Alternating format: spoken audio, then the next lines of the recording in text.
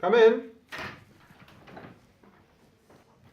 So, Mrs. Kenfield, we called you in for this meeting today because we have some serious concerns about your son George and his attitude to his studies.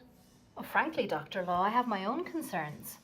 When George enrolled on this accountancy degree at what I believe to be the highly respected Metropolitan Business Academy, I expected him to be taught legal, ethical and above board practices.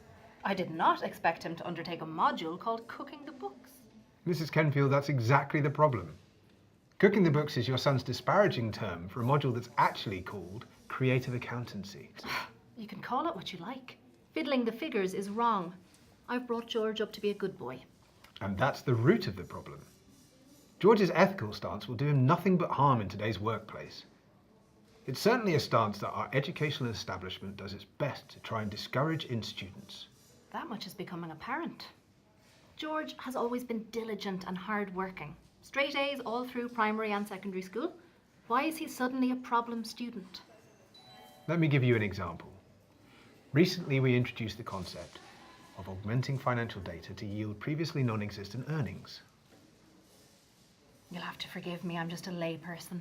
How about we try that in English? It's a complicated concept. I'm not surprised you have trouble with it. Yet in the class discussion that followed, George stubbornly held on to his assertion that it was indeed very simple. He claimed that such procedures constitute false accounting and are clearly dishonest. This, despite assurances from us to the contrary. George has always been very keen on fair play. It's a cause for celebration at most educational establishments. Not at the Metropolitan. We're looking for more than just bean counters. We expect our graduates to practice accountancy with imagination and flair. We're not just bookkeepers, we're alchemists, conjuring profits out of thin air and then hiding them. Not cooking the books at all, then? I can see where your son gets his attitude from. George gave equally short shrift to accelerating revenues through utilising off-balance sheet items. He claimed that such techniques were immoral, illegal, and constitute massive corporate fraud. It's willfully high-minded, and it's something we take a dim view of here at the Metropolitan. It's with regret that we have to inform you that we feel unable to allow George to progress to the next module, high-yield junk bond derivatives. Do you know where you can shove your module? Right up alongside your augmented financial data. But there's no need to take that attitude.